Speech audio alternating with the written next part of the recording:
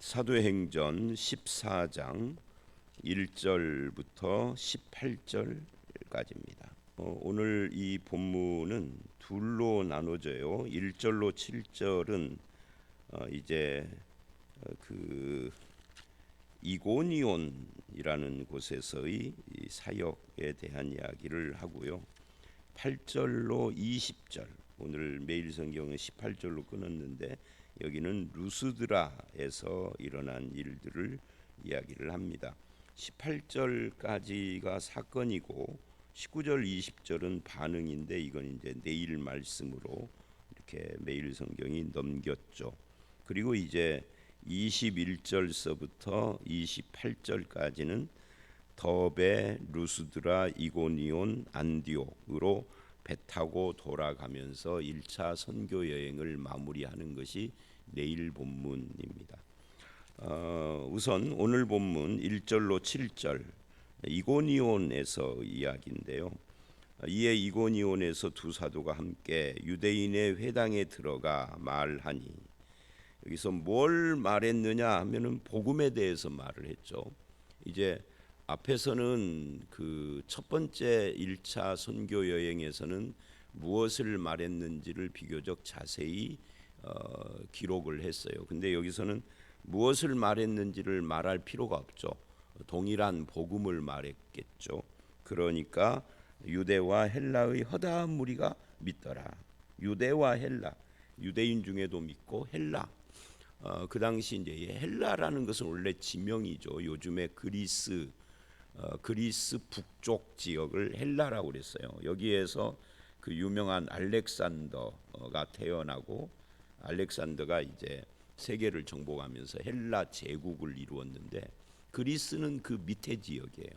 근데 그냥 통상 헬라와 그리스를 통합을 해서 같은 것으로 보죠. 그래서 그리스 헬라 이렇게 이야기를 합니다. 그래서 그리스 철학 또는 헬라 철학, 그리스 신화, 헬라 신화 뭐 같이 이야기를 하기는 해요. 근데 이제 그건 지역 이야기고요. 이 성경에서 유대와 헬라 그러면은 어떤 의미냐면 이런 거예요. 유대인과 나머지 모든 이방인, 그런 뜻입니다. 지역의 이야기가 아니고요. 그러니까 유대인과 이방인의 허다한, 지금 여기가 지역이 소아시아, 오늘날의 터키 남부지방이기 때문에 그 지역은 주로 이방인들이 압도적 다수를 이루고 있고 유대교 해당이니까 유대인들이 있는 거죠. 그래서 유대인과 이방인들 중에 많은 사람이 예수를 믿었다 하는 그런 이야기예요. 근데 이곳에서 이 이고니온에서 사도행전 나중에 16장 1절로 5절에 나오는 신실한 제자, 후에 바울이 자기의 영적인 아들이라고 불렀던 그 디모데가 이곳에서 태어납니다. 그러니까 이 이고니온 교회에 이때 믿은 사람들 중에 이제 이 디모데의 어머니와 외할머니가 있었던 거죠. 그래서 디모데 후서를 보면 디모데가 외할머니와 어머니에게 신앙의 영향을 받아서 청결한 심령과 하면서 이제 믿음 좋은 아들이었던 것을 이야기를 합니다. 그게 이제 사도행전 16장에 나오는 이야기예요. 이 사도행전 16장은 2차 선교 여행 때 이야기죠. 그러니까 1차와 2차 사이에 세월이 좀 지난 거예요. 이때 믿은 사람의 아들이, 외할머니와 어머니의 아들이 바울과 동행을 하는 거니까요.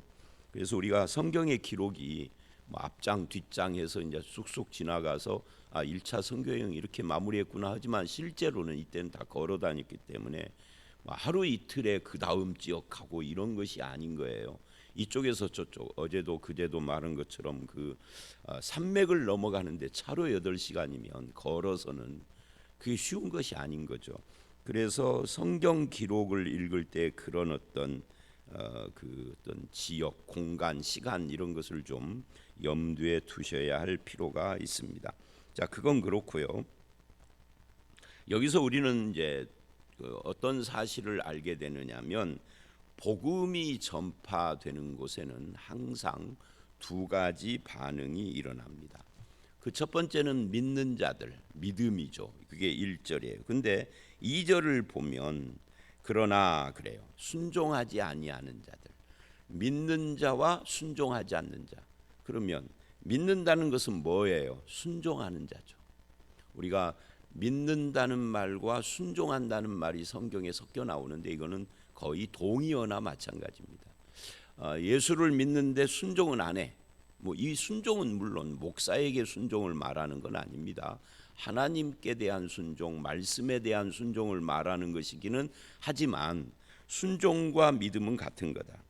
자, 그런데 여기 순종하지 아니하는 자들은 뭐를 했어요? 그들은 유대인들인데 이방인들의 마음을 선동하여 악감을 품게 했다. 항상 바울을 반대하는데 앞장서는 사람들은 주로 유대인들이었어요. 유대인들이 이방인들을 선동했다는 거예요. 근데 앞에는 유대와 헬라의 허다한 사람.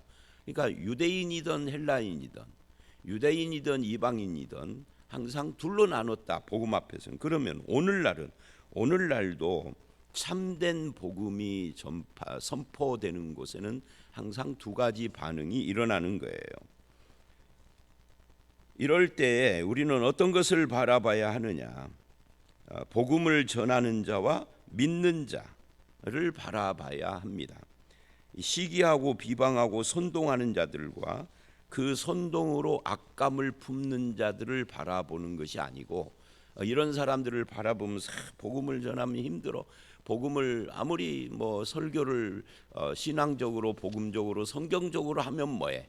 저렇게 악감 품는 사람이 있는데 하고 포기를 하고 나도 다른 사람과 똑같은 길을 걸어갈 것이냐가 아니라 그런 중에도 믿고 따르는 자들.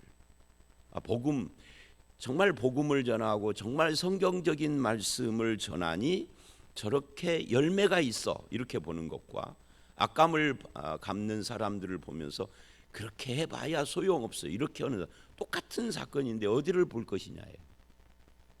우리가 그렇다 그 말이에요.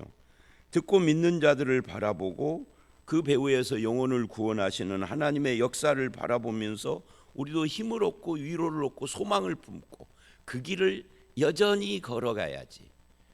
그렇죠? 악감을 품는 사람들을 보고 에이 뭐 말씀해봐야 소용없어 이렇게 가면은 안 된다. 특히 저 같은 목회자 그리고 목회자를 지지하는 성도들. 그러니까 우리 교회도 좀 방향을 바꿔야 이러지 말고 말씀에 반응하는 사람이 있다. 그들이 우리의 소망이고 우리의 위로고 격려가 돼야 한다. 보람이다. 이것이 기쁨이다. 교회의 기쁨, 목회의 기쁨. 그래서 이 본문은 항상 두 가지 반응이 언제나 있는 거다 하는 것을 우리에게 보여줍니다. 우리는 그 중에 무엇을 봐야 하느냐. 3절을 보면 이 3절의 원어에는 그러므로라는 단어가 나와요. 그러므로 두 사도가 오래 있어. 그러니까 이 표현이 참 재미있어요. 그러므로 두 사도가 오래 있어. 그러니까 이 두 사도는 뭘 봤다는 거예요? 선동하고 악감을 품는 사람들을 봤다면 빨리 떠나야죠. 그런데 그렇게 하지 않고 믿는 무리들이 생기는 것을 보고 오래 있어 그들과 말씀으로 교제를 하는 겁니다. 그러니까 이거를 이렇게 좀 역설적으로 말할 수 있죠. 악감을 품는 사람들이 있음에도 불구하고 오래 있어 주를 힘입어 담대히 복음을 전했다. 이게 3절이죠. 근데 이 복음을 전할 때 주를 힘입어 말하니 할 때 이 말이 복음을 전한 거예요. 쓸데없이 뭐 다른 이야기를 한 게 아닙니다. 그럴 때 어떤 일이 일어났느냐면 주께서 그들의 손으로 표적과 기사를 행하게 하여 주사. 여기 이 표현을 보십시오. 표적과 기사가 나타납니다. 어떤 표적과 어떤 기사인지는 기록을 하지 않아요.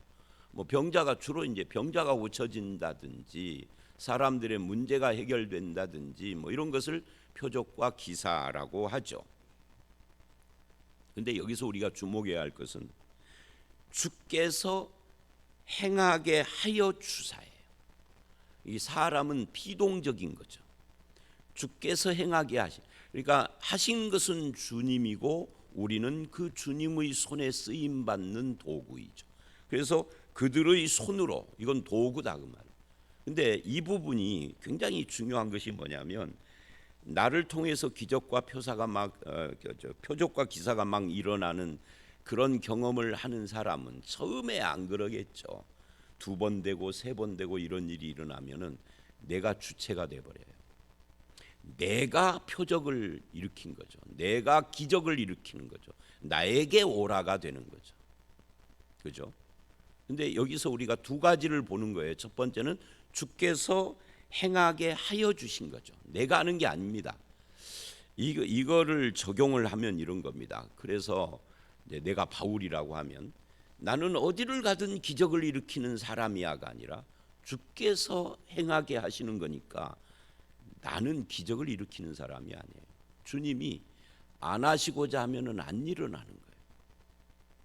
그죠? 우리가 어제 말씀 이고니온에서의 이야기를 봤었잖아요.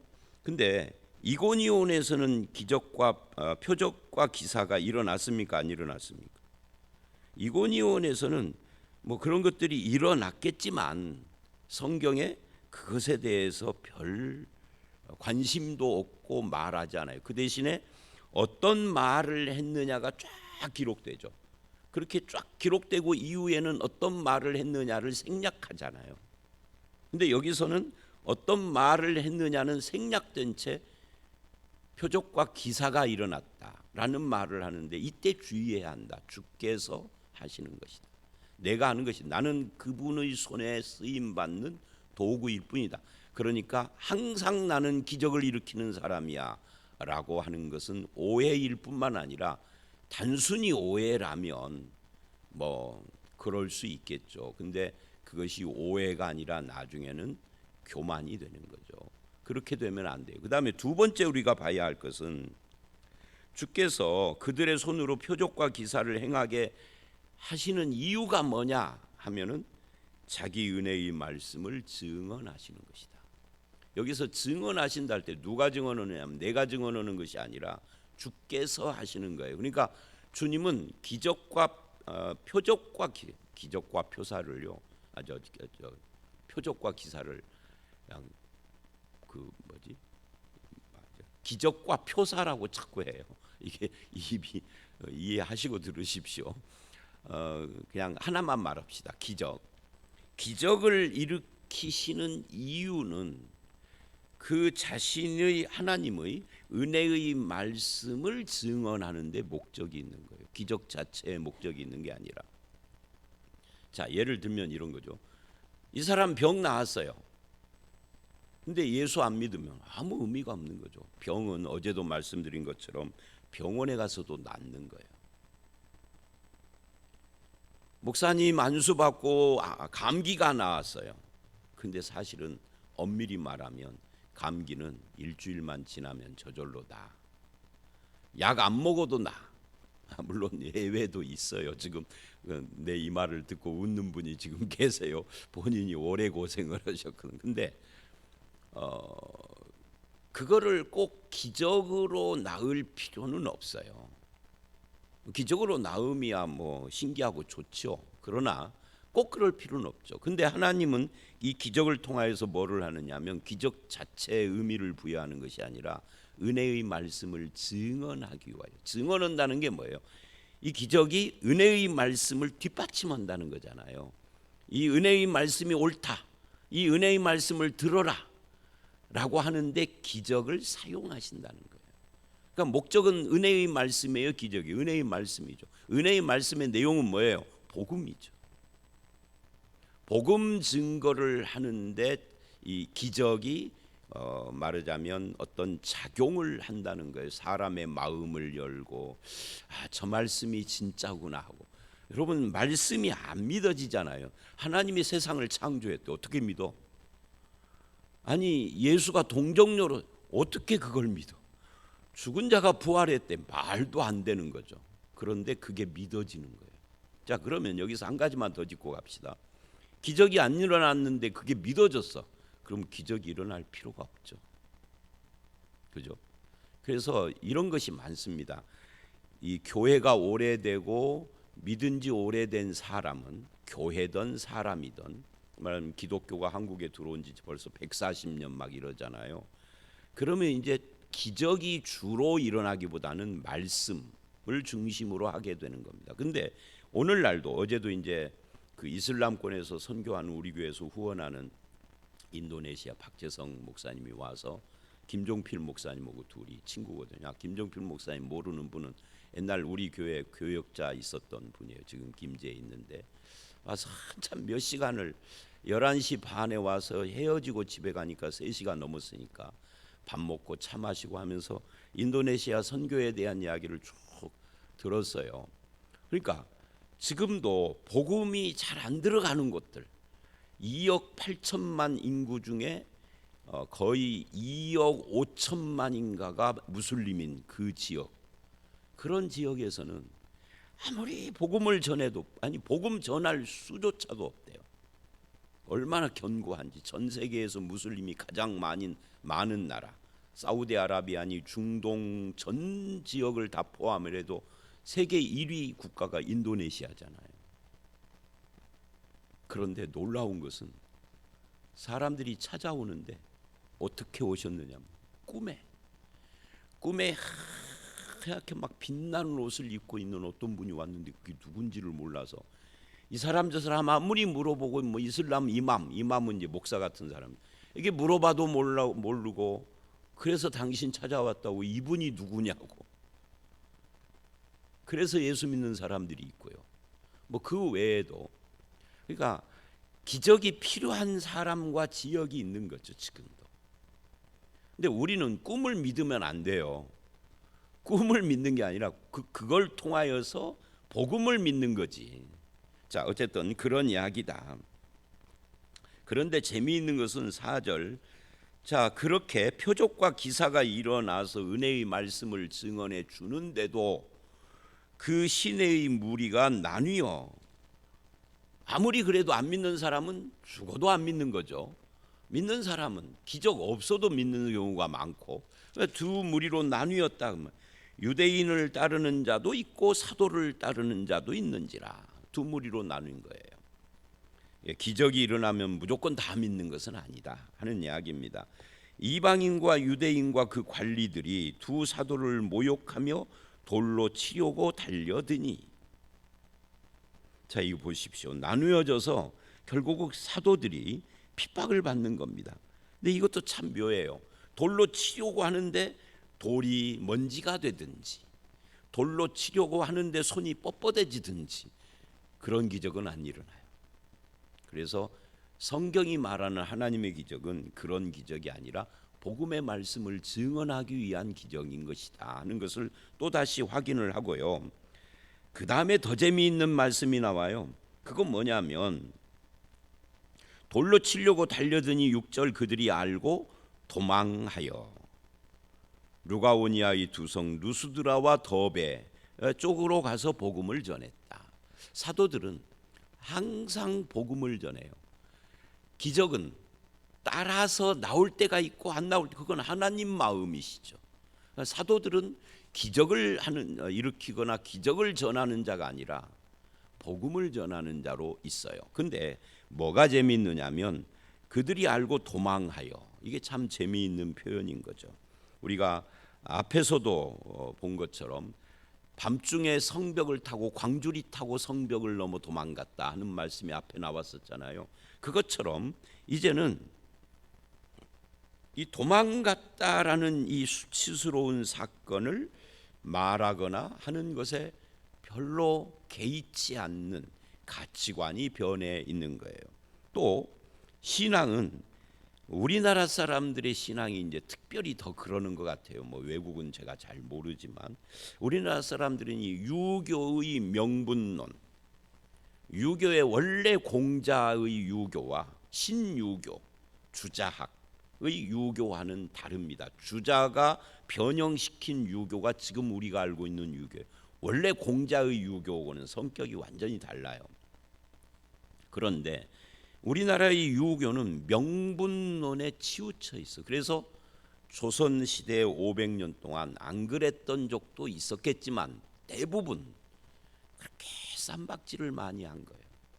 그것이 지금까지도 이어지는지 모르겠습니다만은 이 명분에 너무 이렇게 강한 집착을 하는 것이 우리나라 사람들의 성격이에요.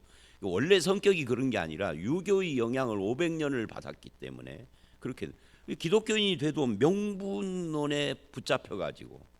근데 사도 바울은 뭐 도망갔다. 아무렇지도 않은 거죠. 도망갔어 나는. 그 도망간 것이 어쨌다고? 복음을 전하는 것이 중요한 것이지 거기서 안 도망가고 죽는 것이 신앙이야? 아니 그럼 바울 너는 스데반처럼 죽어야지. 스데반의 경우하고 다른 거죠. 바울은 도망가는 것이 아무렇지도 않아요. 앞에서도 광주리 타고 도망가고 여기서도 또 도망가. 중요한 것은 나를 부르신 분이 도망가지 말고 명분을 지켜라. 대의명분 이게 아니라 복음을 전하라 하셨기 때문이에요. 노재석이에게 목회를 하고 복음을 가르치고 전하라고 했지 너의 자존심과 대의명분을 위하여 핏대를 세우라고 한 건 아니죠. 복음을 위해서 핏대를 세우라는 거죠. 교회를 세우고 그런 것입니다. 이게. 자, 여기까지가 오늘 첫 번째 문단이에요. 두 번째 문단 8절서부터 20절 그중에 18절은 이제 루스드라로 그렇게 해서 갔어요. 그 지도를 보면 루스드라가 점점 수리아 안디옥 방향으로 이렇게 가는 지경에 있어요. 더베는요 어디냐면 더베에서 산 하나를 넘으면 거기가 바울이 태어난 곳이에요. 근데 더베까지 갔다가 산 넘어서 거기서 조금 더 밑으로 내려가면 수리아 안디옥인데 안 가요. 이제 내일 그 말씀을 하게 다시 돌아서 가죠. 하여튼 루스드라입니다. 근데 거기에서 사건이 일어납니다. 8절로 10절. 발을 쓰지 못하는 한 사람.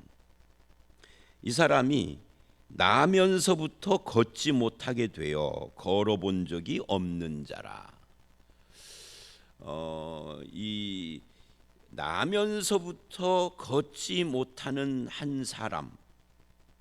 근데 이 사람을 바울이 보고 여기 9절 바울이 말하는 것을 듣거늘 바울이 주목하여 이 사람을 보고 이래요. 구원받을 만한 믿음이 그에게 있는 것을 보고. 이게 참 이상하죠.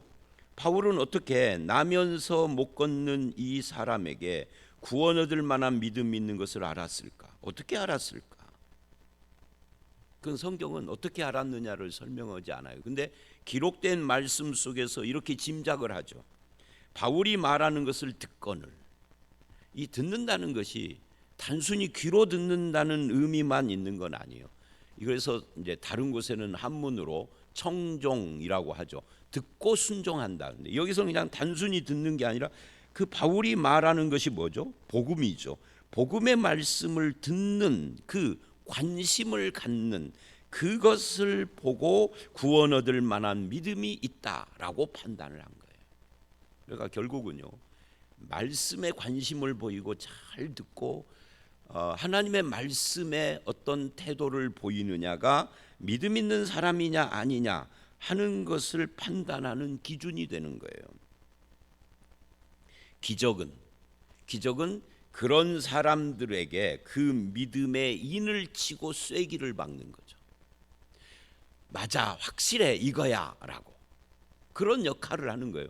근데 기적이 안 일어나는 경우, 여기서는 이제 일어나지만 안 일어나도 그 복음에 관심을 갖는 믿음이 있는 것을 보고 말씀을 더 강화시켜서 확실한 믿음을 갖게. 기적의 목적도 확실한 믿음을 가져 구원받게 하는 거고, 기적이 안 일어나도 말씀을 통해서, 말씀의 목적이 뭐예요? 말씀 자체가 목적이 아니라 이걸 통하여서 한 사람이 믿음을 가져 구원에 이르는 것이 목적. 이 목적이 같아요. 말씀이나 기적이나. 여기서는 이제 그런 거예요. 쐐기를 박는 거죠. 그런데 이제 바울이 그것을 보고 내 발로 일어서라 하니 이 사람이 일어나 걸어요. 이것도 참 재밌어요. 이 시간 관계 때문에 재밌다고 다 하나하나 설명하는 게 그렇기는 하지만 이게 이 성경을 듣고 배운다는 것이 우리가 분별력이 생기는 거거든요. 오늘날 어떤 사람들은 이런 식의 역사가 아니라 나한테 와서 6개월 동안 나한테 매일 안수를 받아야 돼. 중간중간에 인사도 좀 하고. 인사가 뭐죠? 흰봉투. 제가 어떤 분을 만났는데요, 우리 딸이 어디에 잡혀서 안 나온다는 거예요. 서울 갔다 내려오는데 온다는 소리는 전화는 받았는데 도착할 시간이 넘었는데 며칠이 지나도 안 오는 거야. 한 달이 넘었는데도. 그래서 알아보고 했더니 전주역 있는데 무슨 교회에 붙잡혀 있대. 그 지하의 기도실에. 그래서 그 사람을 만나봤더니 붙잡힌 게 아니라 자기가 스스로 그 교회 지하에 간 거예요. 왜냐하면 오는 차 속에서 어떤 목사를 만났는데 그 목사하고 같은 전주라 대화를 하다 보니까 이 목사님에게 기도를 받아야 뭐가 일어나는 것처럼. 그래서 거기서 붙잡혀가지고 6개월을 있었어요. 근데 나중에는 이제 본인이 나오고 싶어도 못 나온 거예요. 왜? 네가 여기서 그냥 나가면 네 남편이 어떻게 된다 그런 거예요. 그 목사. 이거 완전히 무당 새끼죠. 목사라는 무당이죠. 그 저를 만나서 이야기를 해봤는데 이러는 거예요. 그 목사가 참 그 별 빌어먹을 놈들이 다 있어요. 소나타를 하나 사놓고 나가야 된다. 그 당시에 결국은 그래서 거기에 그 사람 혼자만 있었던 게 아니라 여러 명이 있었는데 이 여자들이 문제예요. 신앙을 제대로 가져야지. 뭐 이상한 신비한 신앙에 빠져가지고 말씀 신앙이 아닌. 혼자 돈이 없으니까 둘이 반반 내가지고 목사 소나타 사주고 나왔어. 그러니까 여기 보세요. 그런 식이 아니고요. 정말 하나님의 기적은 그 자리에서 즉시, 바로 즉시야. 뭐 계속 봉투 내고 기도 받고 뭐 이런 것이 아니고 고치려면 즉시 하는 것이지. 자, 어쨌든 그리고 여기만 그런 게 아니라 성경에 보면은요, 기적은 그렇게 즉시입니다. 그 자리에서 예수님도 그랬고 사도들도 그랬고요. 자, 그러자 무리들이 이 모습을 보고 루가오니아 방언으로, 그 지역 방언으로 소리를 지릅니다. 신들이 사람의 모습으로 우리 가운데 오셨다. 그리고는 바나바는 제우스가 뭐죠? 그리스의 최고신이죠. 왜? 바나바가 형님이니까 딱 무게 잡고 있었던 모양이죠. 바울은 헤르메스는 누구냐면 제우스의 대변인이야. 말하는 자죠. 말하는 자. 언론 홍보하고 있는. 왜냐하면 바울은 설교를 하니까 사람들이 이쪽은 제우스고 여기는 헤르메스, 두 신이 왔다 이런 거예요. 그리고는 제우스 신당의 제사장이 화환을 가지고 와서 앞에 제사를 하려고 그래요. 이럴 때 저 같으면은 이건 기회다. 모른 척하고 그러면 돈도 벌 뿐만 아니라 여기다 교회 세우면은 뭐 세계적으로 대형 교회, 10만 명 모이는 교회 이룰 수도 있을 거예요. 그런데 바울은 어떻게 해요? 옷을 찢고 소리를 질러. 옷을 찢는다는 것은 유대인들에게 참남하다, 비통하다. 내가 못 들을 말을 들었다. 내가 어떻게 하나님일 수가 있느냐. 그러면서 이래요. 여러분 어찌하여 이런 일을 하느냐. 우리는 여러분과 같은 성정을 가진, 나와 여러분이나 나는 신이고 여러분 인간이 아니고 우리는 다 같은 성정을 가진 피조물 인간일 뿐이다. 우리가 복음을 전한 것은 기적을 전한 것이 아니다. 복음을 전한 것은 여러분이 하는 이런 헛된 일, 즉 우상 숭배를 버리고 온 천지를 지으신 살아계신 하나님께로 돌아오게 하려고 내가 복음을 전한 것이다. 지나간 시대에는 하나님이 방임을 했지만 내버려 두셨지만, 그러나 내버려 두셨어도 자기를 증언하지 않은 것이 아니라 증언을 했는데 그게 뭐냐? 하늘에서 비를 내리고 결실을 주시는 선한 일을 하시고 음식과 기쁨으로 여러분 마음을 만족하게 하셨느니라. 하나님은 우리를 만나기 전에도 역사하셔서 여러분 삶을 여기까지 인도하신 거예요. 그러니까 이제는 복음을 들었으니까 이런 헛된 일을 버리고 예수께 돌아와서 우상 숭배를 끊어라 그런 거예요. 그러면서 안 받아들여. 야, 참 아깝죠. 이때 모른 척 했어야 하는데. 그러니까 사도 바울은 철저히 뭐 했다는 거예요? 하나님 중심, 말씀 중심이었다는 거죠. 자기가 영광을 받지 않았다는 거예요. 인간이 영광을 받는 모든 이 종교인들은 사기요, 사이비요. 이단하고 사이비가 뭐냐면 이단은 교리가 다른 거고 사이비는 이럴 때 헛짓을 하는 것을 사이비라고 그러는 겁니다. 말하자면 소위 사기에 가까운 그런 것을 하는 것을 사이비라고 하는 겁니다. 천지를 지으신 살아계신 하나님과 그분의 복음으로 돌아와라. 하나님은 그걸 너희 삶 속에서 증언했다고 겨우 말려 제사를 못하게 했다. 우리 같으면 눈 딱 감고 받아 먹었을지도 모르는데 그렇게 하지 않았다 하고 오늘 말씀이 마무리를 하고 내일 말씀은 그래서 뭐가 됐다는 거예요? 핍박을 받아 또 도망가는 거예요. 그때 그냥 받았으면은 내가 신이 돼버리면은 핍박 안 했을지도 모르는데 그러나 우리는 하나님 앞에서 양심을 걸고 그럴 수 없는 거죠. 아무리 내가 인기를 얻는다 해도 내가 신의 자리에 앉을 수는 없는 거죠. 이게 차이인 겁니다. 이단과 정통의 차이가 뭐냐면 하나님 앞에서 자기를 아는 자와 눈 꾹 감고 하는 자, 이 차이가 되는 거예요. 하나님 앞에 있지 않는 거죠. 말로만 하나님 그러고. 자, 말씀 마칩니다. 오늘 이 두 군데서 이 사역을 통하여서 우리는 사도 바울은 철저히 기적이나 표적이나 이런 것이 일어나고 안 일어나고 이거고 상관없이 하나님과 하나님의 말씀인 복음 중심으로 사역을 하고 있는 것을 봤습니다.